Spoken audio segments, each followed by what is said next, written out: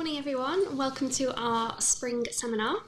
I know we've got a lot of people joining us online today, but for those of you that are in the office, I just need to start off with a few housekeeping issues. So firstly, please help yourselves to the breakfast and coffee. Hopefully there's plenty there to keep you going this morning. If you need a comfort break, the toilets are just down the corridor on the right. We're not expecting any fire alarms, so if it does go off, it's real. We will have to make our way out to the car park through the fire exits.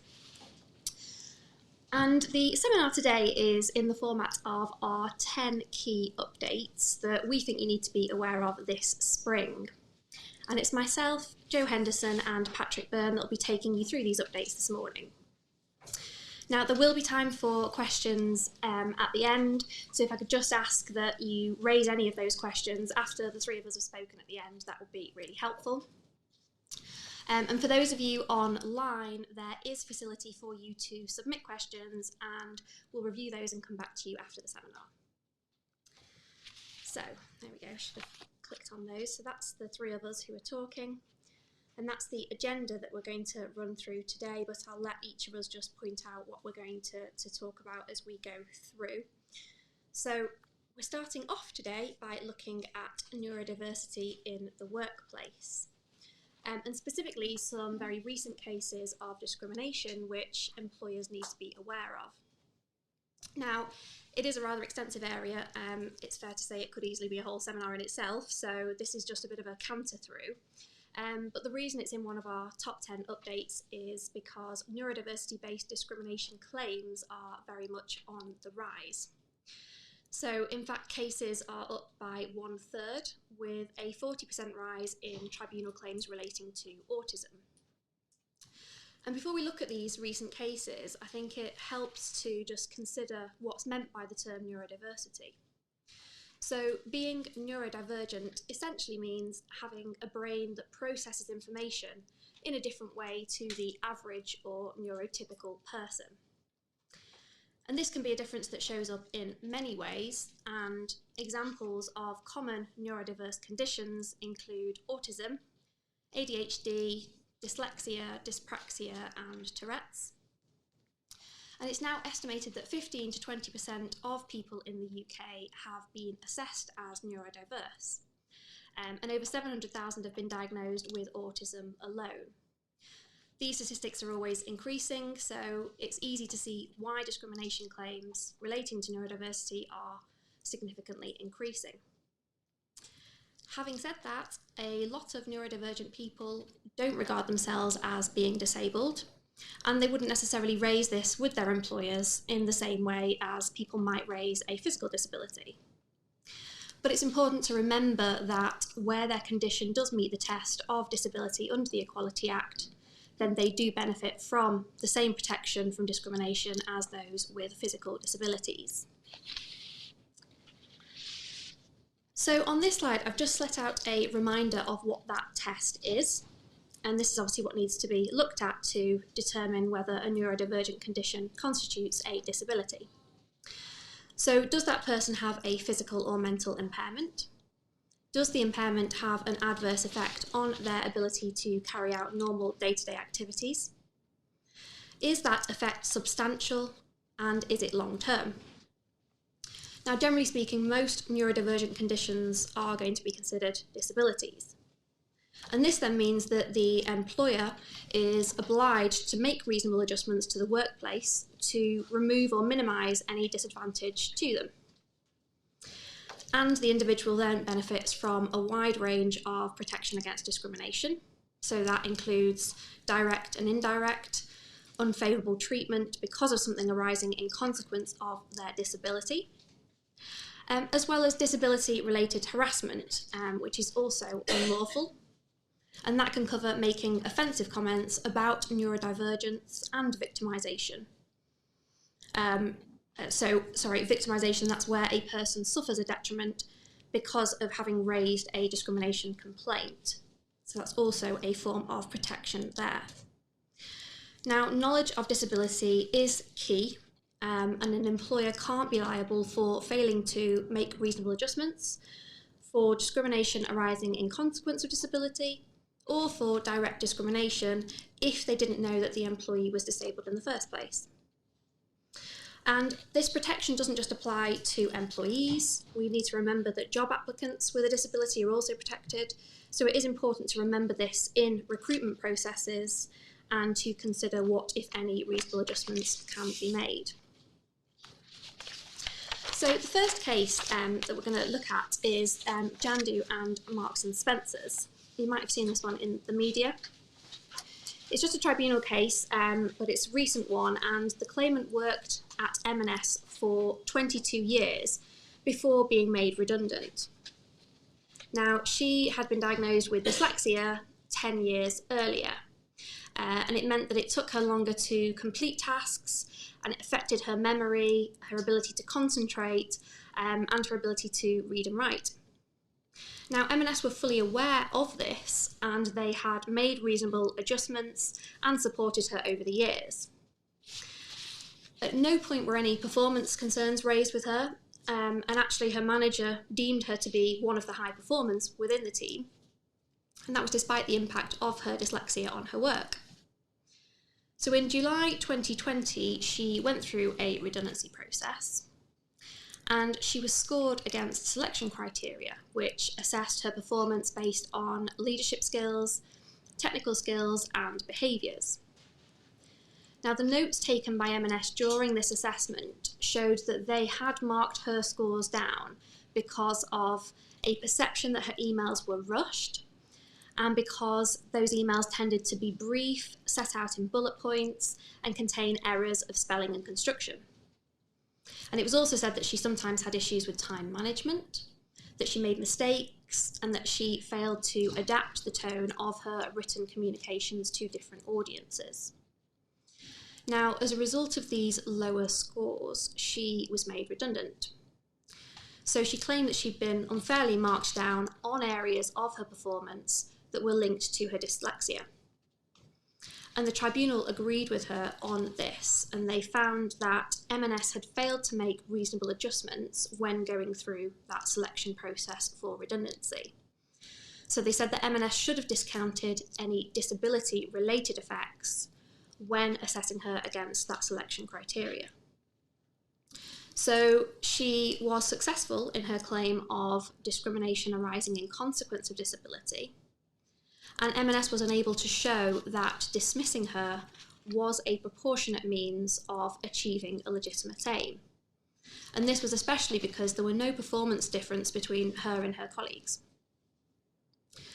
Her unfair dismissal claim was also successful because the selection criteria itself wasn't objective. And so she was actually awarded over £50,000 for her claims, which included an injury to feelings award of £22,000. So you can see how libelous these claims can be. So the main point to take away from this case is that even though M&S weren't actually aware that the performance issues, which counted against her, arose from her dyslexia, they were still liable. So it was enough that M&S were fully aware of her disability, and so they should have known to consider what might arise in consequence of her disability, to consider the impact the selection criteria would have on her, and to make adjustments. So it's important really to remember that this onus does fall on employers where you have got knowledge of that disability. And it's something to think about as well in the same way if you were perhaps dismissing an employee for misconduct and you know they have a disability, then that onus is there on the employer to consider if the conduct may arise in consequence of that disability, and therefore consider what action could be justified as a proportionate means of achieving a legitimate aim, or whether you just shouldn't be taking that action because it would be discriminatory. Okay, so the next case that we are going to look at this morning is Morgan and Buckinghamshire Council, another fairly recent one, and this time it's an Employment Appeal Tribunal case.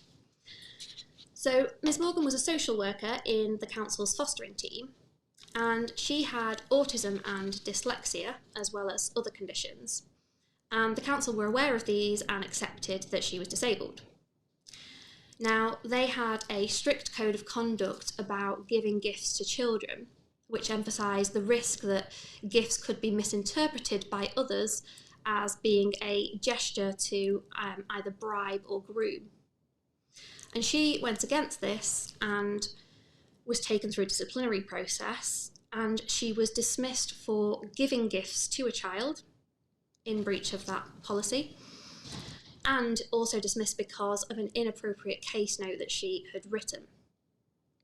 So she brought claims of unfair dismissal and discrimination, and she argued that her autism had been, at least in part, the cause of her misconduct. And the tribunal found that her dismissal was actually fair. That's because she breached professional boundaries, and the council couldn't be sure she wouldn't do this again if she were just given a written warning. And the tribunal also found that there was no discrimination arising in consequence of disability. And what was really relevant here was that she had refused to permit her employers to get an occupational health assessment. So they'd asked for this so that they could take advice on the likelihood of her repeating this conduct in the future, understand any measures which could be taken to prevent that in light of her disabilities. So really they were aware of the disability, and they tried to refer her to occupational health to get that full understanding and to assess whether there could be discrimination arising in consequence of disability if they were to dismiss. But she refused that, and the tribunal deemed that to be relevant. So she wasn't successful in those claims, but the tribunal did uphold one complaint of harassment. So when she had appealed the decision to dismiss her with the council, the appeal officer had stated in the outcome letter that it was a matter of serious concern that she had chosen to withhold her autism by masking throughout much of her employment, and this potentially put vulnerable children at risk. Now, the claimant took this comment of masking to mean that she had been deceitful, and the tribunal agreed with her and agreed that this was offensive and violated her dignity. And this was because she had simply learned behaviours which led to her masking her autism. It wasn't something she was being deceitful about. And even though this was just a single one-off comment made by that appeal officer, the tribunal held that it was a considered observation, and it was set out in a formal letter. It wasn't a heat-of-the-moment comment. And so the claimant was awarded £9,000 in injury to feelings for this harassment from that one comment. So this case really shows how important it is for managers and all of us really to have a clear understanding of neurodiversity conditions, how these are approached, how they show up in the workplace, and to understand how to communicate without discriminating against employees.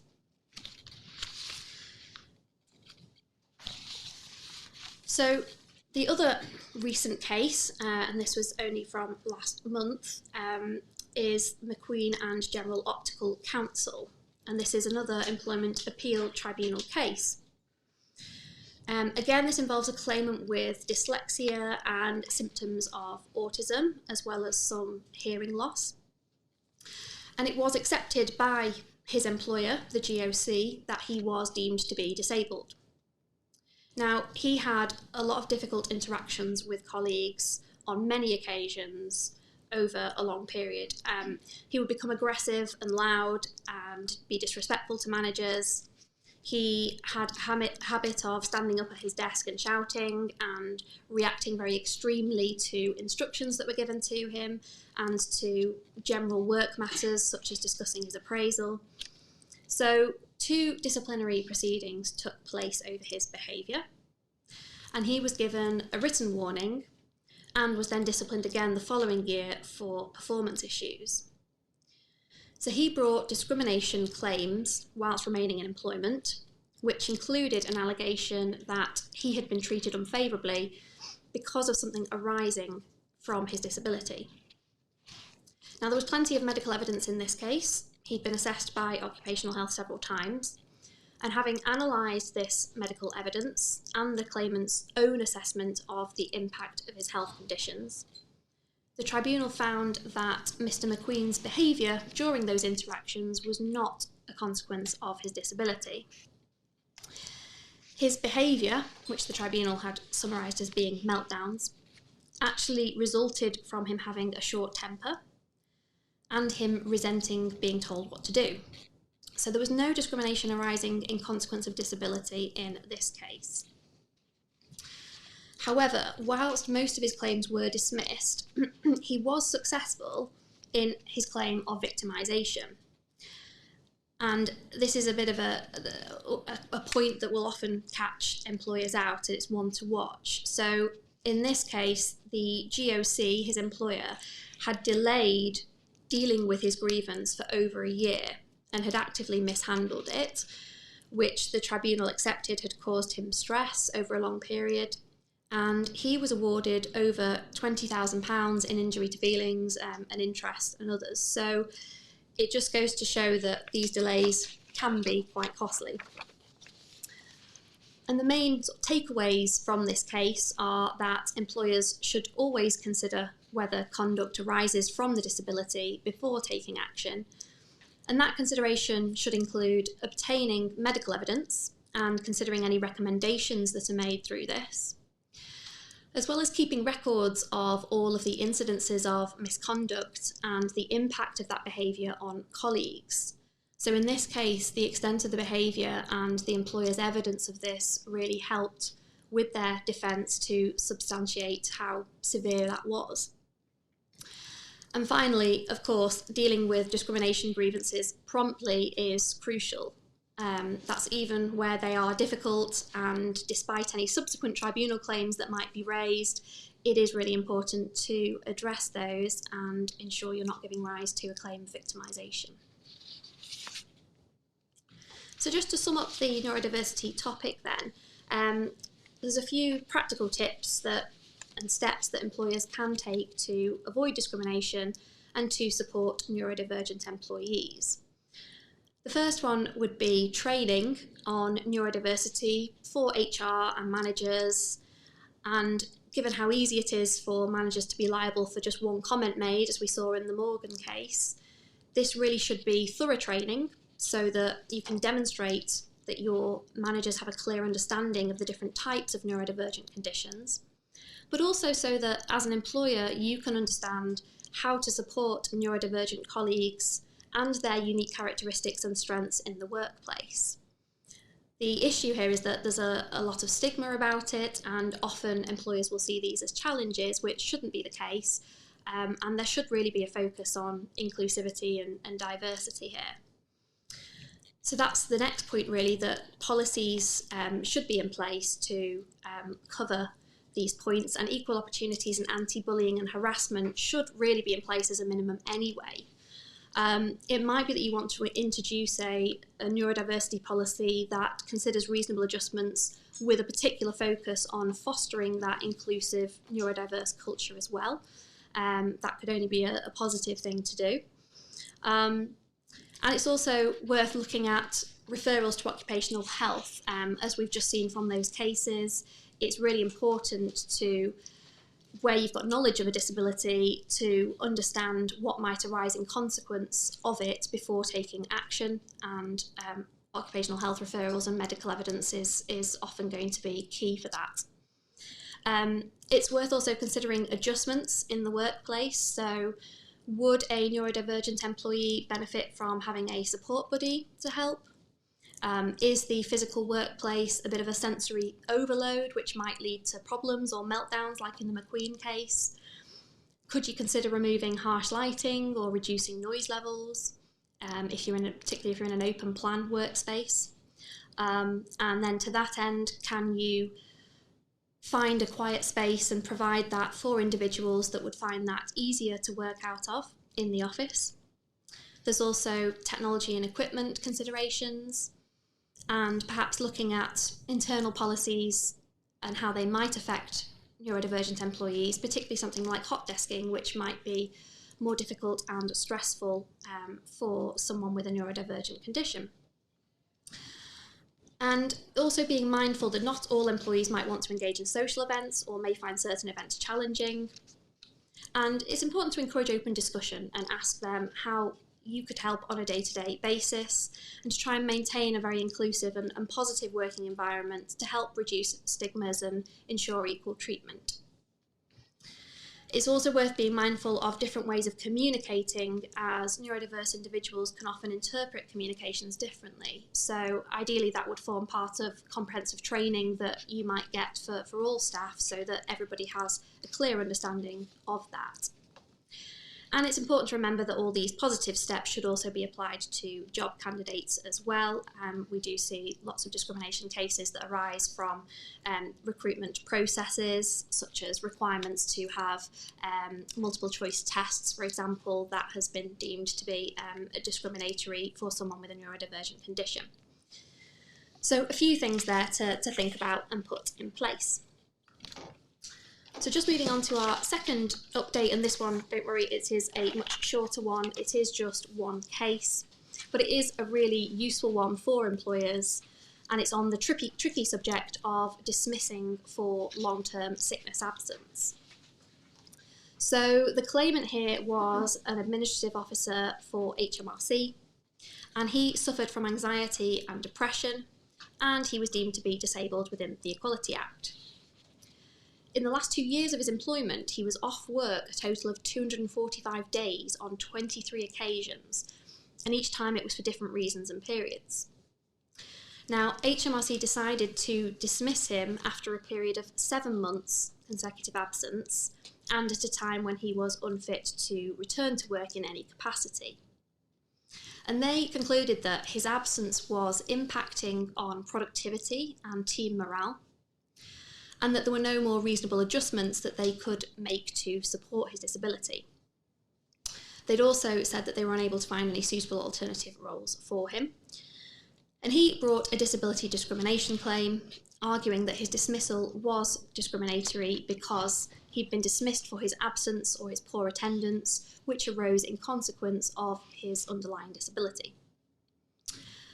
Now, the tribunal said here that even though the claimant had been dismissed for his absences and poor attendance, that could be justified as a proportionate means of achieving legitimate aims. So this case is really helpful for pointing out what aims might be justifiable by an employer. And in this case, those aims were maintaining a fair, effective and transparent sickness management regime, and ensuring the efficient use of resources. And it was also important that the employee's absence had had a very real impact on management time and team morale. So this is going to be a helpful case to refer to on dismissals for long-term sickness absence. And it's a reminder that it's key to consider proportionality first before dismissing, and to be really clear about any legitimate aims that you might be wanting to rely on to support justification for that discrimination. So one to remember in the future. So that's me. I've spoken for long enough today, and I will pass you over to Jo.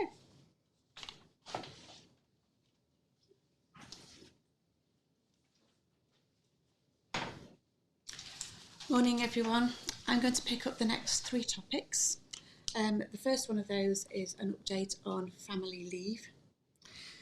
The first development that I'm going to look at is the Neonatal Leave and Pay Bill. Neonatal Care Leave and Pay Bill.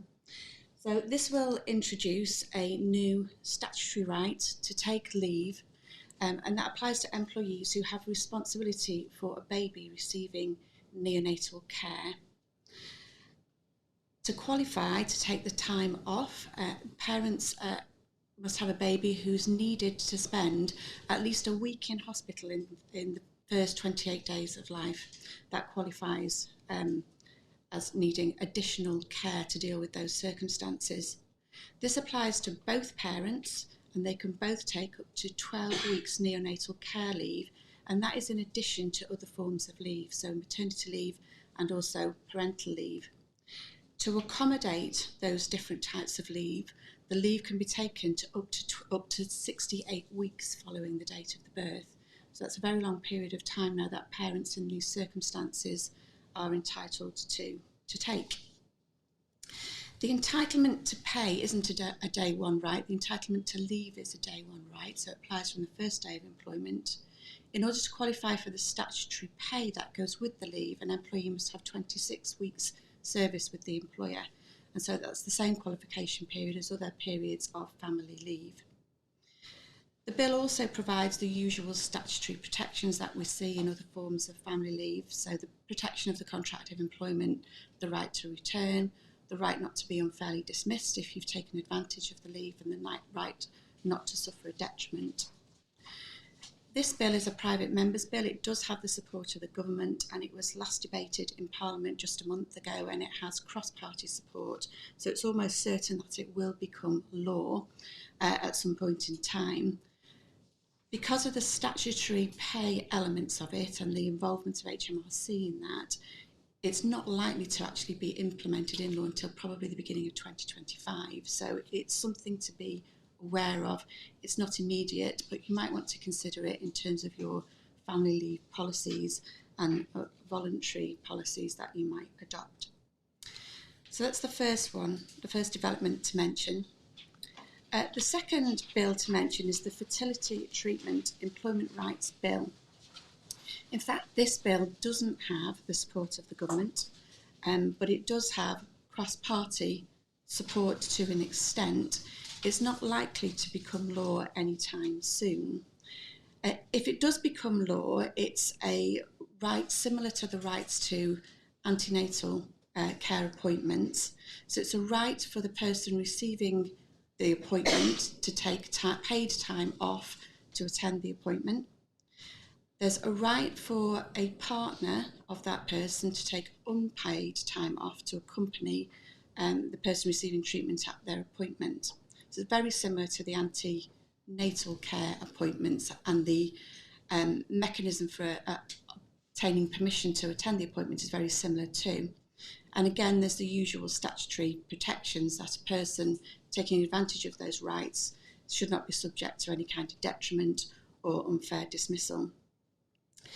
The reason I've left it in the agenda is because alongside this, the Member of Parliament introducing the bill also introduced what's called the Fertility Workplace Pledge. And this has got the support of not only the political parties, but also a great number of employers who have signed up to the pledge. And that includes major employers like the NatWest, the Co-op, Aldi, Zurich Insurance. So it has a lot of support.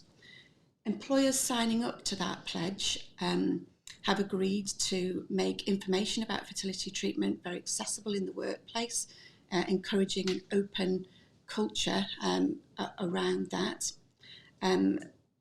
Also to ensure that managers are trained and able to give support to those people receiving fertility treatment, and to generally raise awareness about the issues that people receiving treatment face when they're going through treatment. And interestingly, the pledge is also to consider requests for flexible working to allow people to take treatment. And that's quite interesting and something which I think will gain momentum. The Equality and Human Rights Commission, the guidance there is that employers should be sympathetic to requests for time off for fertility treatment. And the ACAS website provides guidance that says those people wanting to take fertility treatment should be allowed either holidays, paid or unpaid time off, or again, careful consideration of requests for flexible working. Requests for flexible working, that regime is also under consideration for reform, and it didn't make our top 10 because the government's position on it is a little confused. At the end of the consultation process last year, the government did say that it would support reform that included that requests for flexible working rights should be a day one right, so available to employees from the first day of employment. There is a private member's bill working its way through Parliament, but it doesn't include that reform, that flexible working will be a day one right. The reforms that it does include are improvements to the regime to make it easier for employees to make those requests. They include reducing the period of time that an employer has to consider the request. At the moment, an employer has 3 months. That will be reduced if the bill goes through Parliament to 2 months. Employees will be entitled to ask or raise a request twice in 12 months rather than the current one. There's a further obligation to consult more carefully about alternatives to the flexible working request. And there's a reduced requirement for employees to explain to the employer what they think the impact on the workplace will be. So we are seeing developments in that area as well, and it's not specifically leave, but it is relevant to people making requests for family leave. The next development I just wanted to mention is the Protection from Redundancy, Pregnancy and Family Leave Bill. I'm sure many of you are aware of the rule under Regulation 10 of the Maternity and Parental Leave Regulations, which means that those people who are identified and confirmed as redundant during a period of statutory leave, so that's maternity leave, shared parental leave or adoption leave, have a priority right to be offered any vacancy that arises in the reorganisation or restructuring. It's long been acknowledged that that right and protection is limited because it only applies to those who are identified and confirmed as redundant during the period of statutory leave. Statistics on this are quite shocking. The Equality and Human Rights Commission statistics are that some 54,000 women each year leave employment when they return after pregnancy because they are dismissed, made redundant, or otherwise made to feel like they have to leave employment at that point. An employee made redundant after they've returned from maternity leave isn't protected by Regulation 10. What this bill will do is extend that period of protection to the period that starts when the pregnancy is notified and finishes 18 months after the date of the birth. So it will give a period of protection of up to about 2 years, around about, which is a much better protection. This bill does have the support of the government. It is moving through Parliament quickly. There's a very good chance that it will become law during the course of this year. So it really is one to look out for, particularly if you are already planning or considering reorganisation or redundancy exercises during the course of this year. You would need to be factoring this in at this point. So that's the update on family leave. The next topic for me to pick up is carers leave. This is a bill that's been on the horizon for a little while now, and again the expectation is that this will get through the parliamentary process during the course of this year and become law. It may take a little longer to implement because some regulations may also be needed about how to administer the rights. This right is a day one right, so from the first day of employment to 1 week's unpaid leave each year to provide or arrange care for a dependent. There's an expectation that this might not be taken up by a lot of carers, largely because it is unpaid, but obviously we should all be aware of it. The care must be for a dependent with a care need which is long term, and that means a care need that lasts longer than 3 months. So specifically, this is not for childcare or for leave or time off after dealing with maternity or pregnancy. It's to deal with a care need that arises out of an illness or injury or a disability that arises under the Equality Act or to do with old age. So it's quite wide in its application.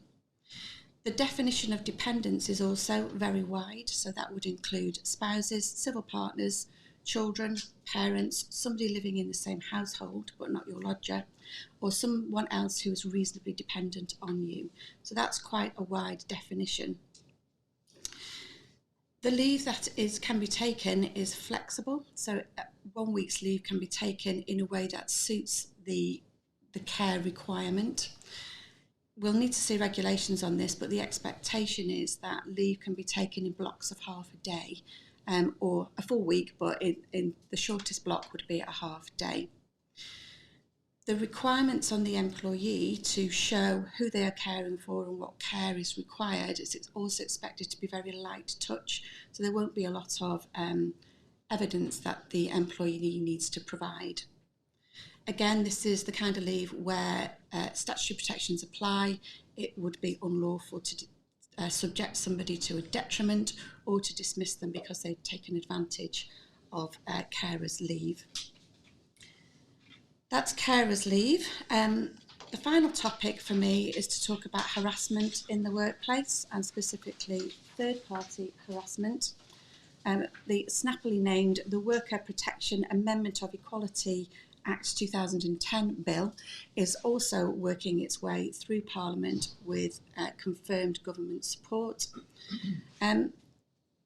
The statutory protections, or the liability that employers may have had for harassment of employees by third parties while the employee is carrying out their work, were removed from the Equality Act in 2013.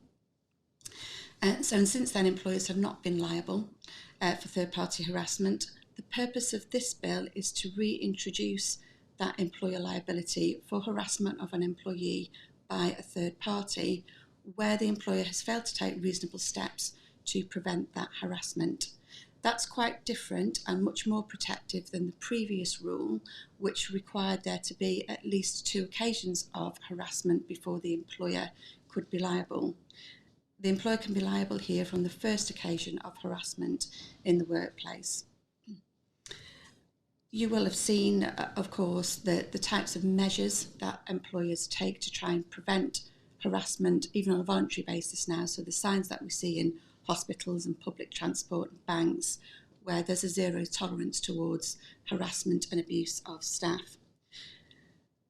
The passage through Parliament is becoming a little complicated because of concerns that employers may become liable for conversations or expressions of opinion between third parties that might have an impact on their employees, but where that conversation isn't directed at that employee, at the employee.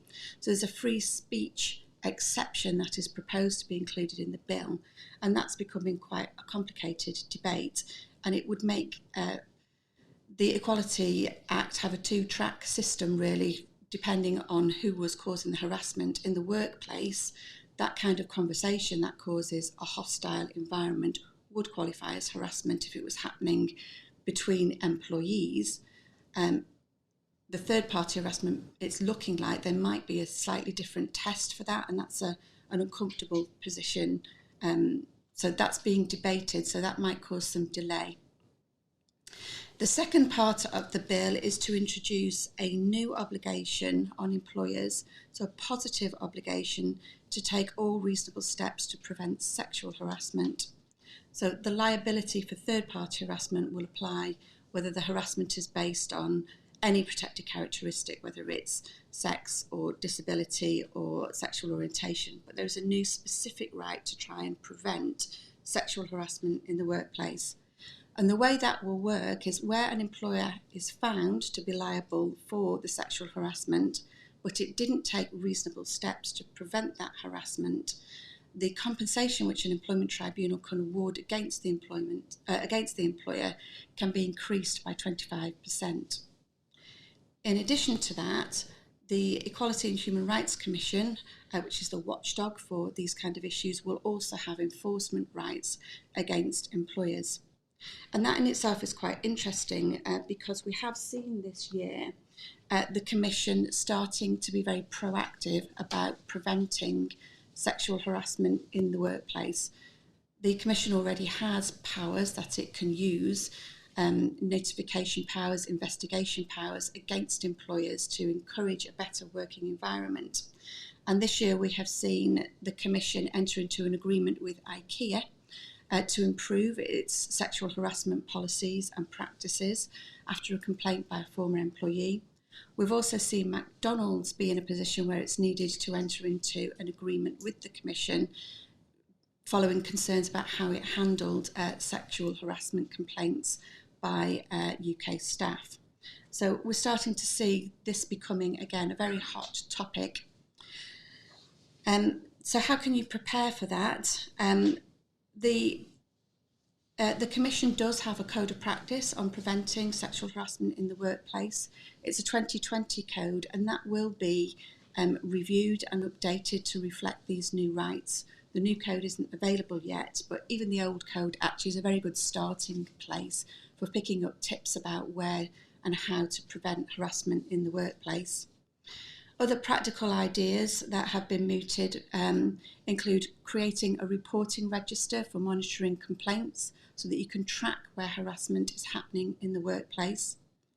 In relation to third-party harassment, it might be important to do risk assessments around certain roles, particularly public-facing roles or customer-facing roles, to identify those roles that are at risk and taking specific measures to try and protect those employees from harassment in the workplace. You may also consider the terms that you have with third parties who come into your working environment. You might consider looking for those third parties to indemnify you if their staff harass your staff, and making it clear what your expectations are of third parties if they're going to be sending people into your workplace. Of course, there are the usual, you must look at your policies and make sure that they're up to date to deal with these types of issues. And training is absolutely key, making sure that employees understand what is and what is not harassment, what is acceptable, what is not, and what your policies are. You might remember there was a case, I think probably about 18 months ago now, where an employer was criticised for rolling out standard type training. Training has to be meaningful and it must avoid staleness in the workplace. So the white noise around harassment, we mustn't treat it like that. It is a very live issue that we should take seriously and engage employees about. That's the end of my section.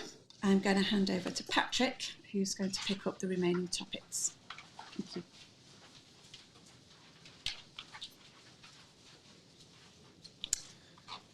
Great. Hi everyone. I'm going to start by talking about the Workers' Predictable Terms and Conditions Bill. And this is an issue that's been brewing for a while. It grew out of a perceived problem of one-sided flexibility in contracts. So that's where a worker has no guarantee of work, yet at the same time they're required to be available to work pretty much at the drop of a hat if the employer needs them. So the government are supporting a private member's bill. It's already passed through the House of Commons and is now working its way through the Lords. And effectively, what it means is that workers, particularly those under casual working arrangements, will have a new right to request a predictable working pattern from their employer. It applies widely to workers and employees, and it'll include agency workers. Really, in terms of practical impact, it's most likely going to influence those business models who do rely upon changeable working hours, perhaps shift patterns, thinking perhaps leisure industries and sectors like that. There are some criteria that need to be hit before someone can use this statutory scheme. So similar to the flexible working regime, there's a length of service requirement. That hasn't yet been clarified for this particular bill because we're awaiting further regulations. But it's expected that that will mirror the 26 weeks service that you need to bring a flexible working request. But it's obviously worth noting that the government are committing themselves to changes to the flexible working regime to make that a day one right. So it's possible that they'll bring this in line with that, but we'll have to wait and see. There's a maximum of 2 requests in a year, so that applies to both the flexible working regime and this new predictable terms regime. So that is in any 12-month period, they can only bring 2. And there can't be a new request whilst an existing request under a statutory regime is already in process. So you can't be bombarded with multiple requests. There are some criteria for where the statutory regime can be triggered. So the request has to hit these 3 requirements. So firstly, there needs to be a lack of predictability to their work pattern. We don't have a definition of predictability, so we'll have to see what guidance emerges from this in practice. But there is a rule that a fixed term contract of 12 months or less is presumed to be unpredictable. And it also needs to relate to changes in their working pattern, and the purpose of the request needs to be to gain a more predictable working pattern. there's some rules on the form that the application needs to take, and at the moment that's only that it needs to specify the change that they want to take place, what do they see as being a predictable working pattern, and the date on which they want that change to take effect from. Again, we'll have to see what other criteria come from further regulations. It can only be rejected for specific reasons, so there are some obligations placed upon the employer. So if the regime is triggered by a qualifying request, an employer needs to act reasonably, and that's the same as the flexible working regime. So that means do a fair process, listen to them, have a meeting with them, keep an open mind, that sort of thing. There's a time limit of 1 month to respond to the request, again similar to the flexible working regime, and it can only be rejected for certain specified statutory grounds, and there's a narrow list of them, which include, for example, the burden of additional costs, or the request would impact the quality of the service you're providing. In terms of enforcement and what teeth does this have, obviously it's designed to mirror the flexible working statutory regime. So it's probably limited under the regime itself as to what employees can get by way of remedy if the employer doesn't follow the code. So that can include, if there's a procedural failing, an award can include an order for reconsideration of the request, or it can include an award for compensation. We don't currently know what the cap for compensation will be for this new bill.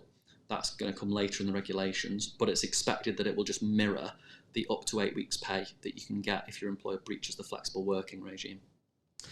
It's more likely to be an issue if it's blended with protected characteristics, the request. So someone has a disability or child caring arrangements, and it's kind of linked into that, where employers will have to be more aware of the issues. And also the same principles apply to flexible working requests. So you can't subject someone to a detriment for making the request, or dismiss them for making the request, or trying to enforce it, or you risk unlawful detriment claims and automatic unfair dismissal claims. So the next thing I want to briefly talk about is the allocation of tips bill. And we just wanted to signpost really that this is still working its way through the Parliament system and hasn't vanished. Obviously, it was announced last year, and we spoke about this at our last seminar. The bill seeks to require employers to distribute tips to their staff without deductions, so without keeping things back for business expenses, etc. A code of practice is due to be introduced on this, which will set out more guidance on how it's actually practically going to work. That will include a right for employees to request information about their employer's tipping record. So you can imagine how in certain industries this might be more relevant than others, and how access to that tipping record might give them evidence from which to launch legal claims, perhaps. And just a note there that it's currently working through the House of Lords. The next one I want to talk about is the Code of Practice on Fire and Rehire Tactics. And this topic really came to light last year, perhaps most notably with the P&O Ferries scandal, where 800 workers were dismissed without consultation by video, and there was a public backlash to that. And off the back of that, it led to calls for new rules from the government that would make sure companies have to go through fair and meaningful consultation before trying to put in place changes. And we mentioned this at our last seminar as well, and since then the progress has been that in January a draft code of practice was announced by the government, and a consultation on that, taking opinions, is currently ongoing. In terms of what the code provides, well, it sets out a process that employers are advised to follow, which looks for meaningful consultation, be it with trade unions, employee representatives, or individual employees, as the case may be. And what the code wants employers to do is genuinely consult with these parties before trying to force through changes. it makes clear that employers shouldn't use a threat of dismissal as a negotiating tactic. And it also asks that once it's clear to an employer that employees aren't going to immediately accept the changes, that they consider negotiation and that they re-examine their plans in light of what could be very serious consequences for their staff. Under the code, it asks employers to leave the unilateral imposition of changes as a last resort, and it asks for thorough and open-minded consultation. And only once employers have listened and carefully explored alternatives does it ask for them to finally consider the last resort of either dismissing and re-engaging on new terms or dismissing and making new hires. However, once an employer has reached that stage and is looking at dismissal, employers, it says that they should consider how much notice they're going to give people. That's not only notice of dismissal, but also notice that might allow certain employees to accept the changes.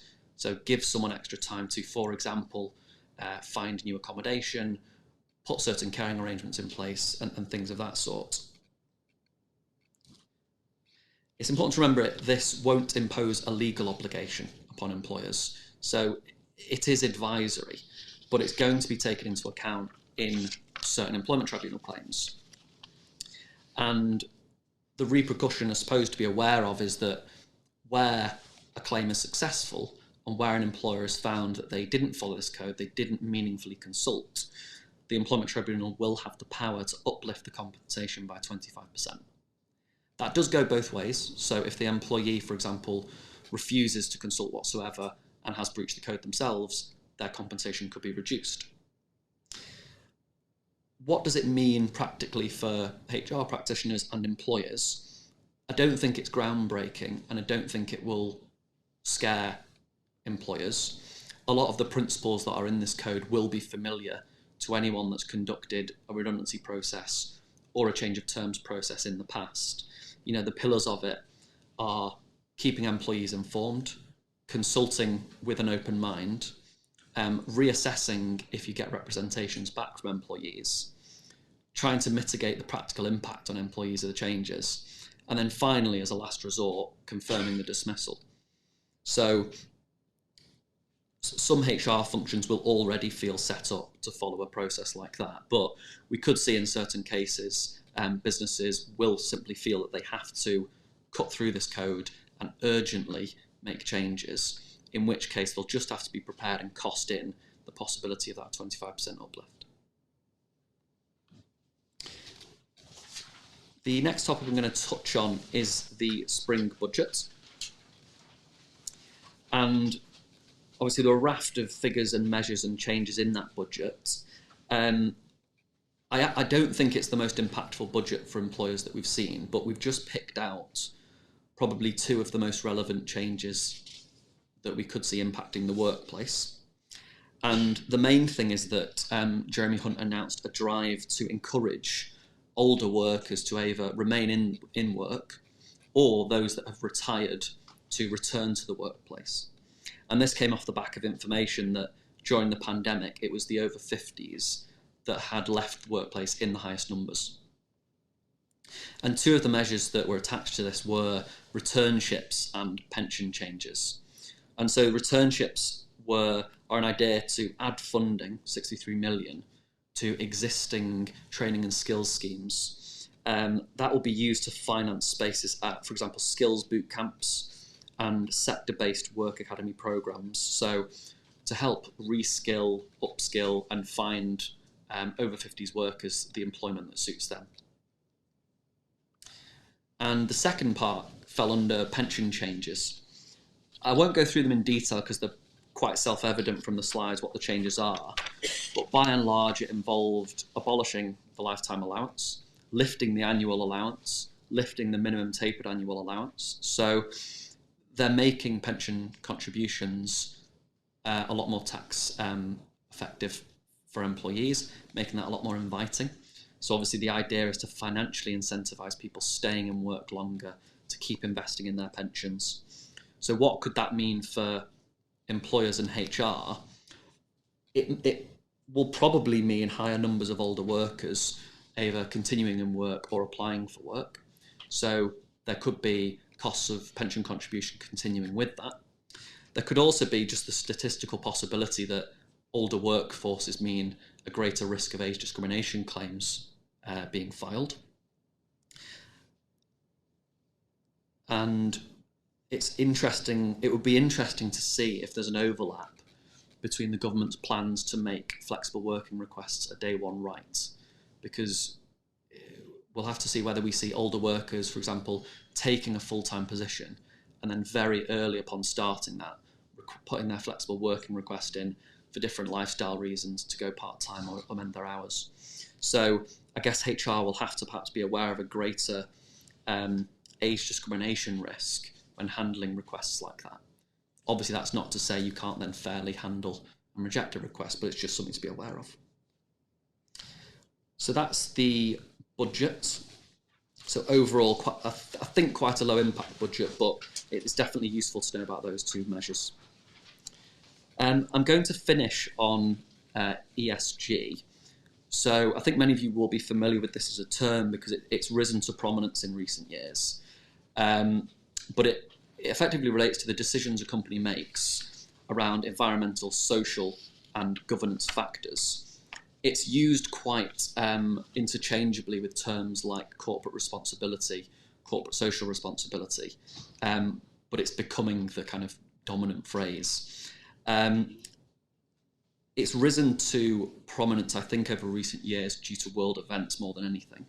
So COVID-19 raised question marks around flexible working, mental health and well-being in the workplace. Things like the Black Lives Matter process shone a spotlight on equality and diversity, whilst we've got these ongoing environmental protests and net carbon emissions targets that are underlining, how are our businesses impacting the environment. So it's increasingly becoming a factor for stakeholders like investors, employees, in particular. And a lot of companies are developing ESG strategies and trying to boost their profile around this. It's obviously a massive topic and it touches on everything from pay structures to do you have a paperless policy, and HR could get involved in all three branches, I think. But I've just tried to pick out 5 possible areas where if this is something you are looking at developing, you might make a start here. I'm conscious of the time, so I'm not going to go through each one. The slides are relatively self-explanatory, so I've tried to sort of sum up each of the issues and note how they can be measured and what the risks are of ignoring them. By and large, the risks involve harming your competitiveness of a business by both struggling to retain talent and making yourself less attractive to future talent. Also reputational risks as well. So for example here, diversity inclusion, if you're not a diverse business, there's obviously a greater risk of discrimination claims and being off-putting to candidates. And on each slide, I've tried to put just little actions at the bottom that you could consider. And I think one of the really useful ones, which I think most businesses do, is staff engagement. So feedback surveys, end of year meetings, anything that can encourage communication with your staff, is going to let you get ahead of the issues that are on their mind. So I'm sorry that's quite a whistle-stop tour, but I'm conscious it's now 1 minute to 10. I'll pause there and we'll take some questions from anyone in the room. If there are people online with questions, we won't be taking those now, but please do feel free to put those into us and we'll come back to you. So fire away if anyone has any questions on anything they've heard. Yeah. Right. You mentioned the workers' predictable terms and conditions bill. Yes. Do you know when that's likely to come into effect? I think that is nearly done through the House of Lords, if I remember correctly.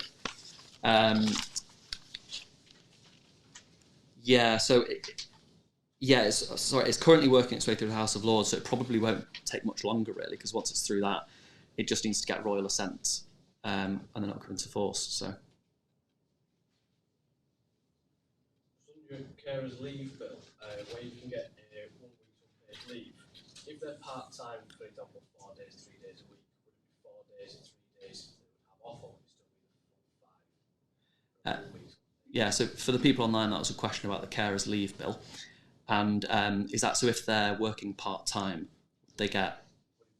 Would it be work 4 days, you would only get 4 days off, 3 days, 3 days, or would you get full week off? Yeah, okay, so would the leave be proportionate to the days of the week they work, or would they... Joe, I don't know if you want to... We haven't seen the regulations yet on quite how it would work, but my expectation would be that it would be proportionate, because that would be consistent with other types of leave that are allowed. Yeah, so we're awaiting regulations, but the expectation is that it'll be proportionate to the days that the person works. Thanks. Anyone else? Great, well, we'll be around afterwards, so if anyone wants to approach us separately, do feel free. Finally, I guess the last thing to flag is Myerson HR. Very quickly, it's just a fixed fee retainer service that we offer. We find that a lot of clients like the predictability of being able to contact us, having that open access to advice, but knowing that there's a predicted fixed cost every month. Feel free to put any questions in if you have any inquiries about that, and yeah, happy to discuss. So all that remains to say is thank you very much for coming and listening, and I hope you found it useful.